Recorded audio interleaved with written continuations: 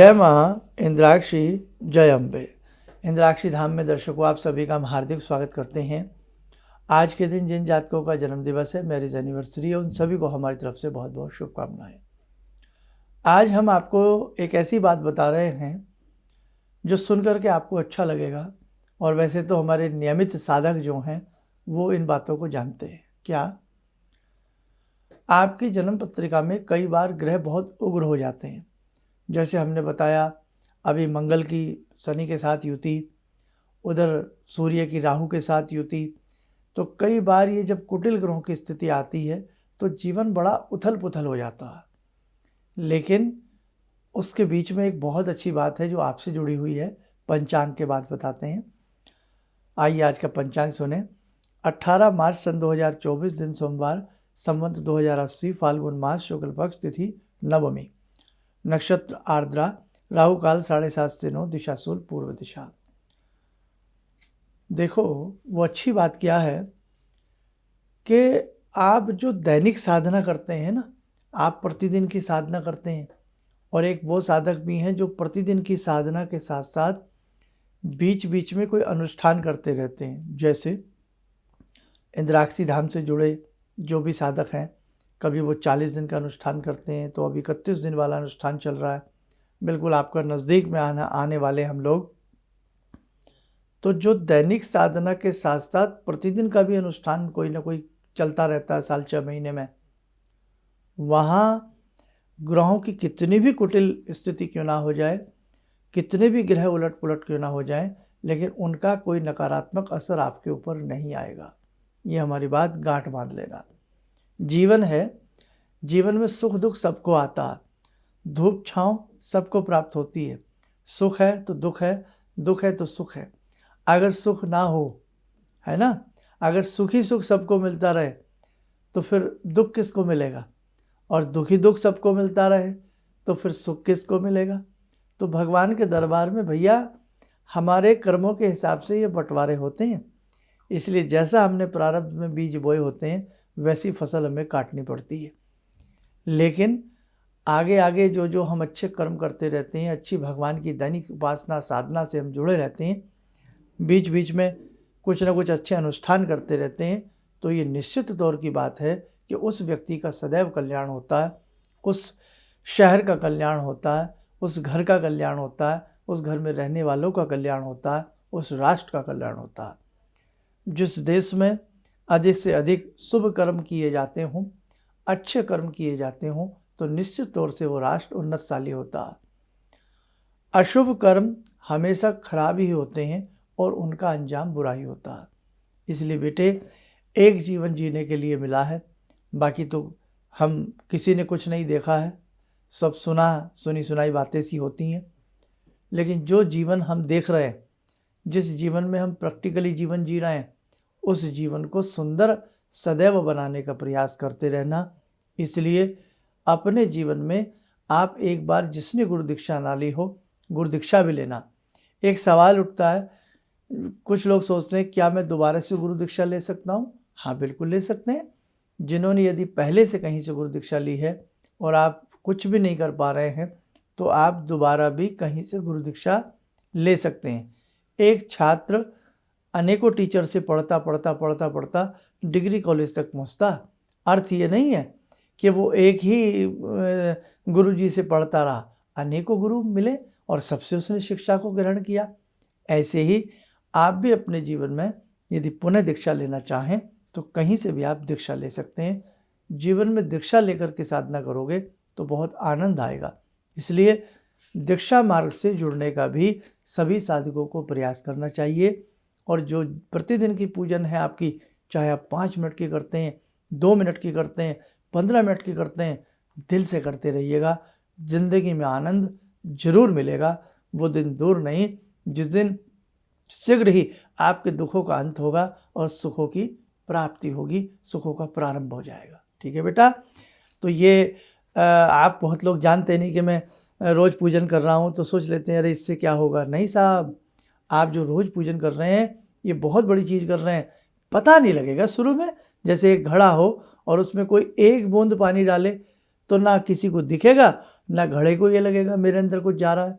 लेकिन अगर एक एक बूंद टपक टपक के घड़े में डले तो एक एक बूंद से घड़ा भर जाता है। और घड़े में छेद हो तो भैया एक एक बूंद से ही घड़ा खाली भी हो जाता है। मतलब अगर हमारे कर्म बुरे हों, चाहे छोटे छोटे हम कर्म कर रहे हैं, तो जैसे घड़ा खाली हो जाता है वैसे ही हमारे शुभ दिन खाली हो जाएंगे और अशुभ दिन प्रारंभ हो जाएंगे। इसलिए अच्छी बातों से जुड़े रहिएगा, अच्छे कर्म से जुड़े रहिएगा और अपनी दैनिक पूजन को बहुत भाव के साथ, बहुत श्रद्धा के साथ प्रतिदिन करते रहिएगा। जीवन में ज़रूर आनंद आएगा, दुख जरूर दूर होंगे, जीवन में खुशियाँ मिलेंगी, जीवन का समस्त अंधकार मिट करके आपको प्रकाश मिल जाएगा। चलिए शुरू करते हैं आज की ध्यान साधना। जुड़ते हैं भगवान शिव शंभू से। ओम आत्मा त्वं गिरिजामति सहचरा प्राणा शरीरं गृहं पूजा ते विषयोपभोग रचना निद्रा समाधिस्थिते संचारा पदयो प्रदक्षिण विदेः श्रोत्राणि सर्वागिरो यद्यात् कर्म करोमि तद्दखिलं शम्भोस्तवाराधनम् चन्द्रोद्भासितशेखरे स्मर हरे गंगाधरे शंकरे सर्पे भूषितकण्ठकर्णविवरे नेत्रोत्तवे स्वानरे दन्ते त्वकृतसुन्दरां वरदरे त्रैलोक्यसारे हरे मोक्षार्तिं कुरु चित्तवृत्त्यमचलं मन्येस्तु किं कर्म वे वन्दे देव उमापतिं सुरगुरुं वन्दे जगत्कारणं वन्दे पन्नगभूषणं मृगधरं वन्दे पशूनां पतिं वन्दे सूर्यशशाङ्कवह्निनयनां वन्दे मुकुन्दप्रियं वन्दे भक्तजनश्रयं च वरदां वन्दे शिवं शङ्करम् ॐ कर्पूरगौरं करुणावतारं संसारसारं भुजगेन्द्रहारं सदा वसन्तं हृदयारविन्दे भवं भवानी सहितं नमामि भवं भवानी सहितं नमामि। कवच बना लें, ध्यान करें, शिव शंभू का शुभ आशीष हम सबके ऊपर बरस रहा है।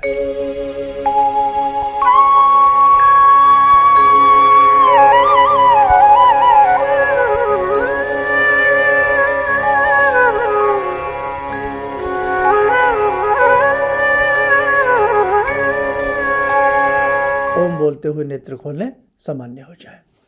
देखो साधकों, बातें तो ये छोटी छोटी हैं, लेकिन जीवन में इनको उतारोगे तो आपको अपने आप में समझ में आएगा कि इन बातों का महत्व क्या है।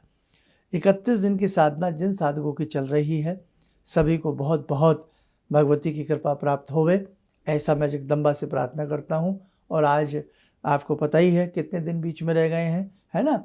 5-7 दिन बीच में रह गए हैं, बस अच्छे से और कर लीजिएगा। और इसके बाद बेटा अगला पड़ाव थोड़ा ठहर करके प्रारंभ करेंगे। अभी नवरात्रे आएंगे, नवरात्रों की पूर्ण विधि विधान आप सबको बताएंगे। उसके बाद अगला पड़ाव बहुत जोशीला होगा, बहुत बड़ा होगा, बहुत बढ़िया होगा और उसे बहुत अच्छे से आप लोग उससे जुड़ने का भी प्रयास करना, स्वयं भी जुड़ना, औरों को भी जोड़ने का प्रयास करना। आप स्वस्थ रहें, सुखी रहें। इन्हीं शुभकामनाओं के साथ हम अपनी वाणी को विराम देते हैं। जय जय अम्बे। मुझे ये अंदर से विश्वास हो रहा था कि जो चीज़ 2-3 मैं ढूंढ रही हूँ, क्योंकि थोड़ी बहुत मैं भी भगवान में आस्था रखती हूँ, तो मैं ये सोची थी कि मुझे वो चीज़ें मिल जाएंगी। और रियली मुझे आज यहाँ बैठ के ऐसा लगा, जो आपने 2-3 चीज़ें करने के लिए बताई हैं, कि शायद मेरी समस्याओं का हल शुरू हो गया आज से। किसी भी समस्या के समाधान के लिए मिले प्रसिद्ध हस्तरेखा एवं वास्तु विशेषज्ञ प्रोफेसर धर्मेंद्र शर्मा जी से। नोट: शिविर में भाग लेने हेतु एवं व्यक्तिगत रूप से मिलने के लिए कॉल करने का समय सुबह 10 बजे से शाम 6 बजे तक। हमारे विभिन्न ज्ञानवर्धक कार्यक्रम देखने के लिए आप हमें अभी सब्सक्राइब करें, बेल आइकन को प्रेस करें ताकि आप देख सकें हमारा कार्यक्रम सबसे पहले। और अधिक जानकारी के लिए फेसबुक पेज को लाइक करना न भूलें।